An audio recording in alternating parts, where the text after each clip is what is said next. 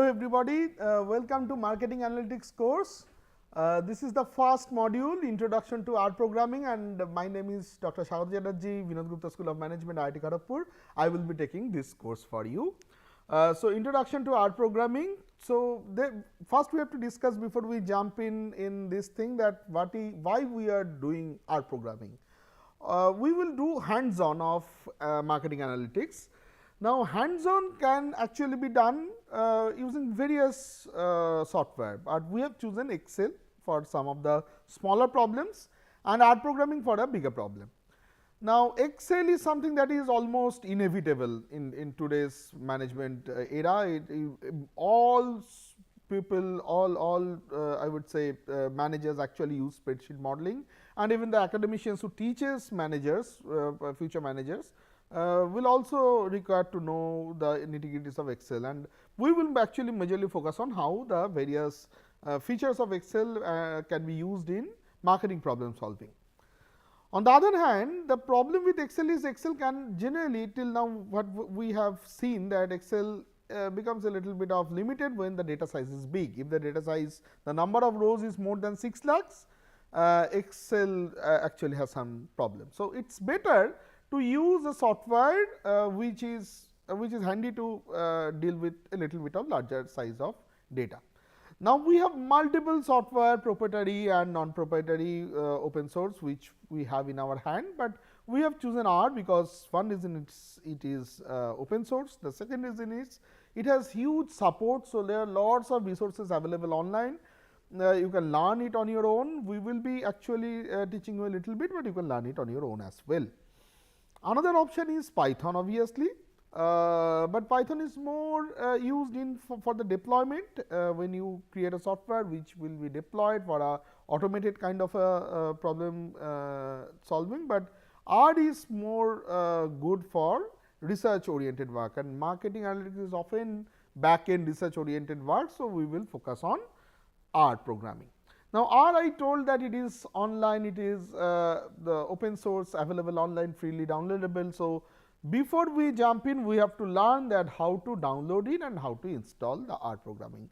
We will have a few sessions on R programming before we jump into the actual marketing analytics, so that you become handy with the software.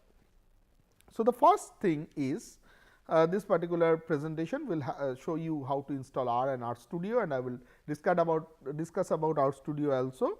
And then today we will cover these aspects like vector, matrix, data manipulation, a little bit, if else functions in a few probably 1 or 2 sessions. Now, installation of R, that is the first job. If you want to install R, you have to go to this particular link. You can also go to Google and search for CRAN R or something like that, or R download or something like that.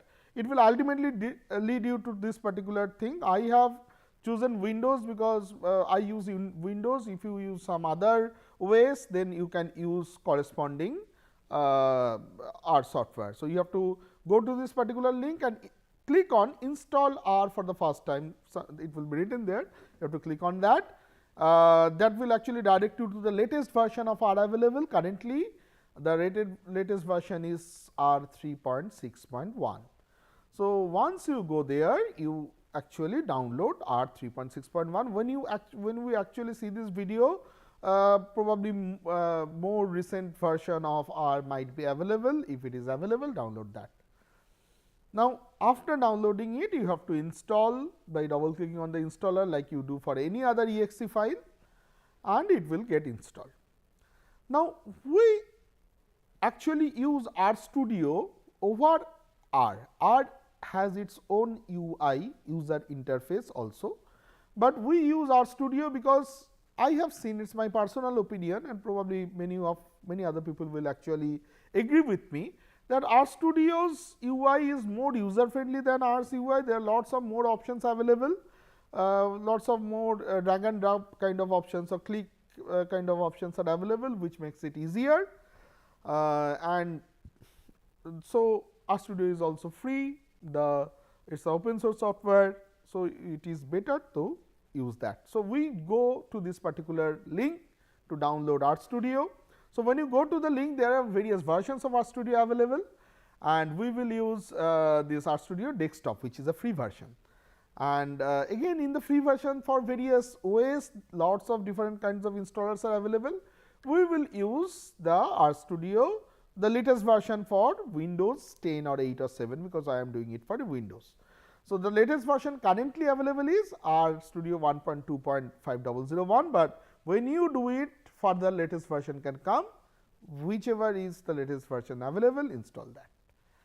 Now, the problem with RStudio, a little bit of problem with RStudio is the newer versions are more focused towards 64-bit system. Now, by chance if you have a 32-bit system, you have to go to this link, and then the same thing, the latest, the oldest, here the older versions are there. The version which is most recent, but older, but at the same time handles 32-bit system, can be downloaded from here. So, you can download that and install that. For the marketing analytics purpose, both of these RStudio, whether it is 64-bit or compatible with 32-bit, both of them will work. So, we have no problem, install any one of them. So, once you have installed this, we will be able to go ahead with learning basic R programming, which will be used in marketing analytics course as we go proceed. Now, I will show you that how to start with RStudio. So, once you have installed it, you can go and click on this start button. RStudio might be shown there, or you can just search for RStudio, and RStudio will come. You can click on that, and once you click on that, something like this open. Now, for your case, for my case, there was already one file was open, but most of you, if you are doing it for the first time, this is something that you will see. This is a view, or probably something similar to this view is what you will see. Now, this is an UI, as I told that it is more friendly than R's own UI. And there are various aspects of this particular UI. Currently, you can see there are 3 boxes, 2 here and 2 in this part and 1 is this side, and I will actually explain step by step what are the job of these particular boxes. Now, in any software, whether it is let us say Microsoft Word or Excel or whatever, you have to first start with a blank page, where you will write anything and save that particular file. Now, here also we will start with a blank page. That is the first job that we have to do, open a blank page. So, to do that, what I will do is I will go to file, at the corner, left corner you will see file and then new file and R script, file, new file, R script. You can also click on Ctrl+Shift+N. So, that will open something like this. It is a new untitled file, that means it is a new file where no name is there. Now, it is a good practice that I believe that when you have opened a new file in, let us say Microsoft Word or Excel, it is a good practice that you save it. You save it so that later point of time if you write something, you just press Ctrl+S and it gets saved. So, otherwise by chance if your computer hangs, or by chance sometimes it is a programming language. No, so if you run a program, sometime it can probably go for a, it can go get probably disturbed. So, that you do not lose your data, do not lose your code, it is a good practice to start saving from the very first. So, what I will ask you to do is to click on this button, which is a blue button, you can see it is a floppy disk kind of a button. If you can click, it is a save button actually. If you click on that, it will ask you what to save and you choose anywhere. So, I will probably save in my desktop. There is something called, I have created a folder and I have probably write something like practice.r. Now, once I write that and save that, this particular file gets saved. Now, you are ready to use RStudio. So, there are lots of options and not all option can be taught in the first day. So, we will slowly see that what are the various options available, how we can go ahead as per our requirement. So, first of all, there are 4 boxes that you can see. So, one box is here, one box is here, one box is here and another box is here. There are 4 boxes that you can see. Now, these 4 boxes, I love to say that they are 4 quadrants of my screen. Now, each of these quadrant has some job to do. The second quadrant, which is practice.r, where the practice.r is written, is an editor. This is where you write your code, this is where you save your code. So, for that, so that you can use it for the later point of time. So, this is where you write your code. On the other hand, this part, there are 3 tabs you can see: console, terminal and jobs. We will talk about console. So, console is the place where your code runs. So, when you run the code, all your result comes in the console. Now, in the right hand side, there is first quadrant and fourth quadrant. The right hand side at the top, in what we call as, what I love to call as first quadrant, is where the environment is there, history is there, and etc. So, I will focus on the environment part. So, history is also there and connections is also there, but the environment part I will focus on. Environment is where whatever data set, variable, matrix that you want to save, so that you can use it later, can be stored. For example, if you have ever done any coding, let us say in C or C++, you have done int I is equal to 0. So, that I is equal to 0 is something that in the name of I you are saving some value.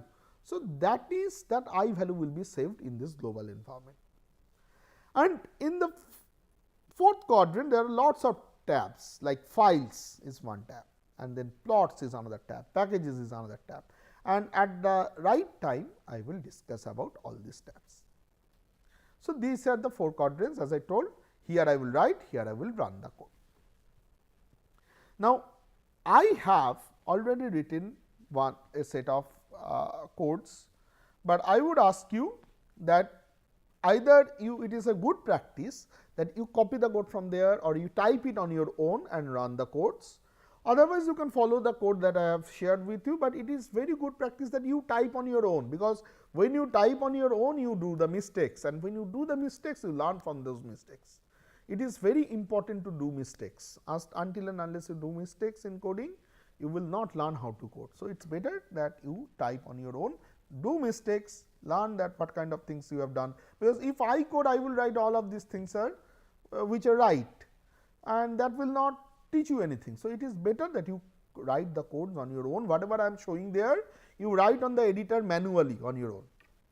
So, in the file section, you will find out there is a file called w1s1.r. So, week 1 session 1.r.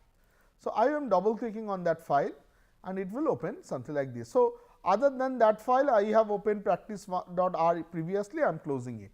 So, at this moment I am closing all the things. It is again a good practice. Some people does what, so what you will see that some people when they work on Word, multiple Word files remain open. Even some files which is not writing right now still remains open. What happens is, by chance if Microsoft Word hangs, then all of those things will have a problem, all the files will have a problem. So, it is a good practice to keep only that file open which you are using and close all other files. So, closing is nothing but just clicking on this cross sign. So, if you by chance have any other tabs open here, close that, and w1s1.r is something that we will work on.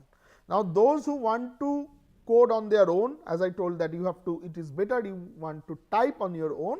So, then it is better that you open a new file and then save this file and then type it here. So, whatever is written here, you can copy it one by one and type it in here and then run it. So, then you will know that what kind of mistakes you are doing.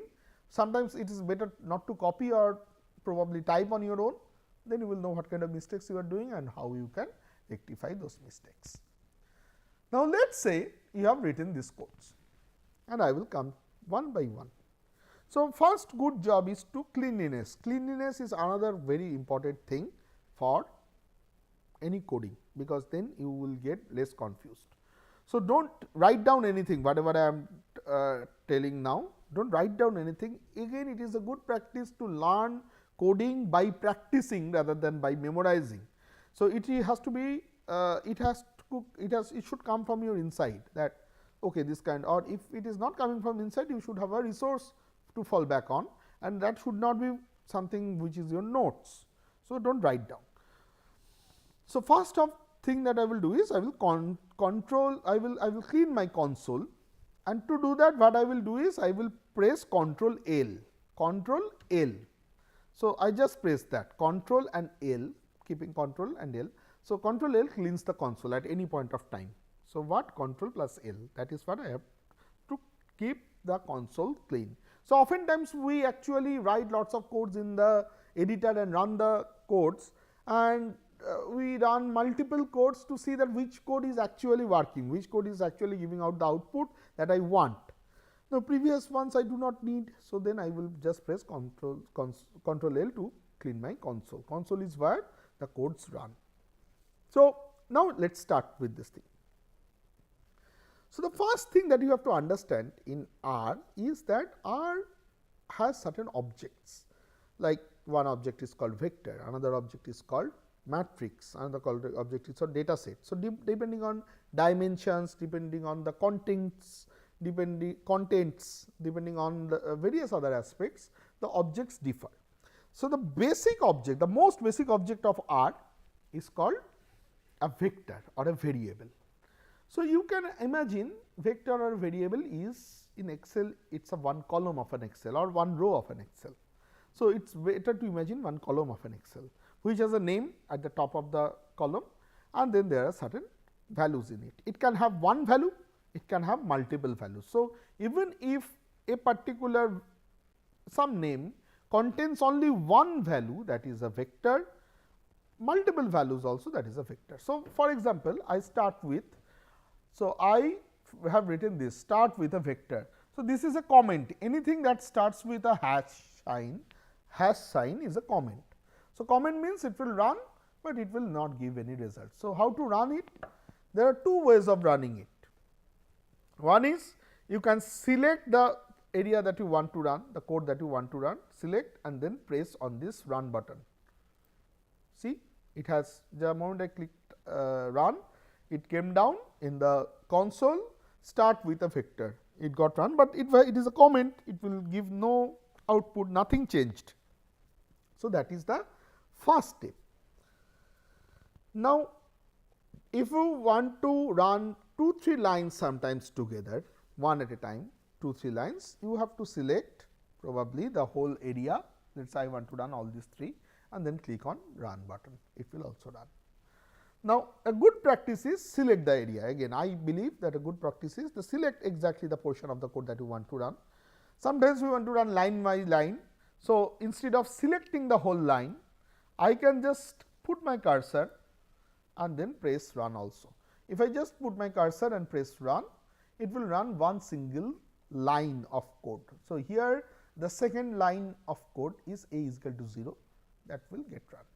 So, it gets run, a is equal to 0, and the moment I run that, a is equal to 0, you will see that in the global environment 0 gets saved in the value of a, means the name is a, there is a vector gets created whose name is a, and the corresponding value that gets created, that gets saved is 0. How will I use that? If I write in my console just a and then press an enter, I have written a and press an enter, it gives me 0. It gives me that the output is 0, it is like print a, it gives me the output is 0. There is something written in the third bracket of 1, I will discuss about this later. So, whatever is this guy is, I will discuss about it later, at a later right point I will discuss. Similarly, if you have done that, how to store a value of 5 in B? So, I have written B is equal to 5, okay. And if I have written B is equal to 5, I will run this and see here in 5 gets saved in the name called B. See, just check these 3-4 lines, these 3-4 lines. So, first line is a is equal to 0. So, 0 gets saved in a, but nothing comes as per output. In the next line, I have written a and then pressed an enter. Now, I am calling a. So, whatever value is in a comes out. Next, again I have written b is equal to 5. So, 5 gets saved in b. but no output is there. It's just some code has run and something has been done, but nothing comes out. Now, if I ask the output B and press an enter, then only it gives me the output of B. How I can use this? Let us say I want to know what is A plus B. What is the summation of A plus B? I will write A plus B and press an enter. It gives me the output of A plus B. So, A is 0, B is 5, adds up. Similarly, A minus B, it gives me minus 5 and so on. A multiplication of B will give me 0 and so on. So, all of these things, A plus B, A minus B, A into B, all of these things are actually giving me certain output, but A is equal to 0 or B is equal to 5 is actually storing some value in A and B. So, that is the first step. So, these A and B are two vectors. Now, vector can be a little bit longer also. In real life situation, our columns in Excel are longer than one single value. So, here I have created two ways. One is I have written A is equal to 1 colon 10. So, I will select this and then I will run. So, the moment I run, you see that here the previous value of A got changed. So, A is equal to, A is an integer, it has been written that A is equal to A is an integer, int stands for integer, it has 10. This 1 colon 10 is that it is saying that it has 10 units, 10 values, 10 I would say addresses, and then those values are 1 to 10. So, even if these values were something different, you would have written 1 colon 10 only. So, this 1 colon 10 and this 1 colon 10 has no meaning, they are not same. This 1 colon 10 is saying that the address starts from 1 and goes up to 10. There are 10 addresses, 10 locations, 10 cells where some value is given, and then those values are 1, 2, 3, 4, 5, 6, 7, 8, 9, 10. Similarly, if I run B is equal to C something something something, now this is what we have to understand a thing carefully. So, there are two types of things that you will see in R. One is something written, some XYZ is written, let us say I have written XYZ, some name I do not know, and then a first bracket. The moment I write this, you see something like this, where something is written and then a first bracket. A first bracket generally signifies a function. What is the job of a function? It gives certain input and it could work something and gives the output. So, that is the job of a function. On the other hand, by chance, if you have seen x, y, z and then a third bracket, it talks about a location, a address, a cell. So, mostly an address, not always a cell, an address. So, third bracket talks about an address, first bracket talks about a function which has some job. Similarly, here if you see, I have written B is equal to C and then first bracket. So, that means there is a function called C. What is its job? Its job is to give you a vector combination of whatever inputs you give.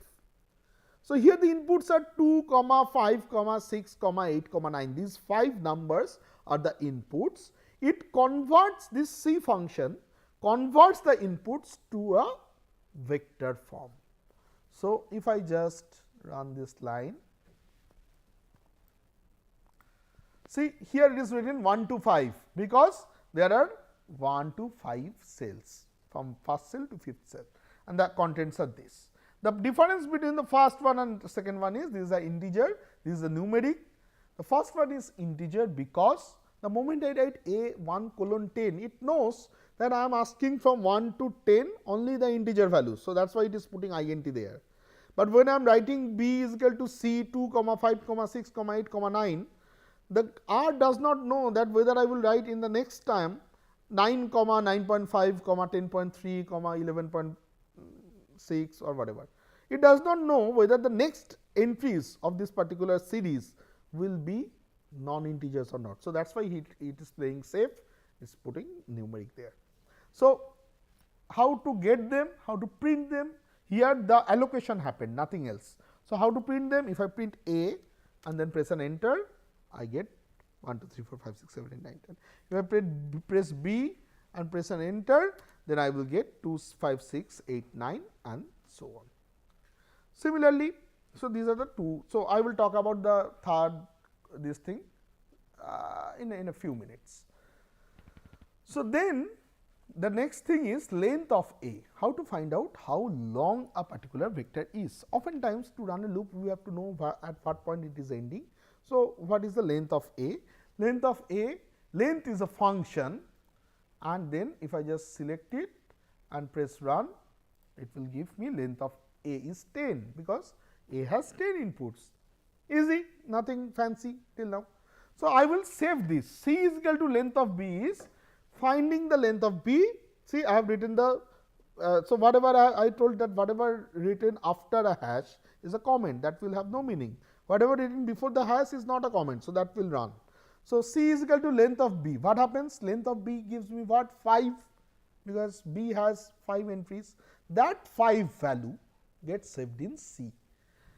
Now, why I have written this is you have to identify that this C, the one that I highlighted, and this C is different. This C is a name of a particular vector and this C is a function. R actually more or less understands that, but for oftentimes you have to be careful that what you are writing. Class is another function which gives you what class it is, means what type of object it is. So, class of A is an integer, class of B is a numeric, and class of C is a integer again, because C is also an integer. So, you can any point of time you can write class to find out. Now, I will show you another interesting thing. Let us say I wanted you to find out something called a sequence, and sequence starts from 1, ends at 30 with a jump of 2. So, 1, 3, 5, 7, 9, 11 and so on till it reaches 30. Now, I know that this particular function is called sequence function, a SEQ function. So, probably let us say if you know that the function's name is SEQ, for example, previously I knew class and length. So, if I know the name of the function, I can ask the help like this, help within bracket SEQ, to know that what are the various aspects. And in the right side you will see that how the help documentation is coming, all the help documentation. So, you can read it a little bit. So, that is how I am showing in the fourth quadrant, one tab I am showing, which is called the help tab. There are other tabs, we will come to that when it is required. So, in the help tab there is description, there is usage. So, in the usage you will see that here it is written help from is equal to this, to is equal to this, by is equal to something. And as you go down it says from and to is the starting and end values of the sequence, by is the number increment of the sequence. And if you further come down, you have to read it carefully. If you further come down, the usage of also is given. There is one usage is called sequence 1, 9 by is equal to 2. So, I can probably copy this and paste it here and try what it is giving. Okay, it is giving 1, 3, 5, 7, 9. That means, it starts at 1, ends at 9, each jump is 2. That is why if I save this, if I run this now and then try to print A, I got 1, 3, 5, 7 because it starts at 1, ends at 30 by 2. Now, you can do this thing as long as you know the function's name SEQ. That is how I found out. I ran the help and it gave me all the helps. If you do not know the function, in real life situation you will not, there are lots of functions. There are probably millions, if not millions, if lakhs of function at least. For a single human being, it is almost impossible to remember all the functions, their syntax and etc. So, you have to, if you do not even remember the names. So, what to do? We will actually try to see in the next video. Thank you. We will continue from this particular line only from the next video. Thank you for being in my class. Hope you will have a wonderful learning journey.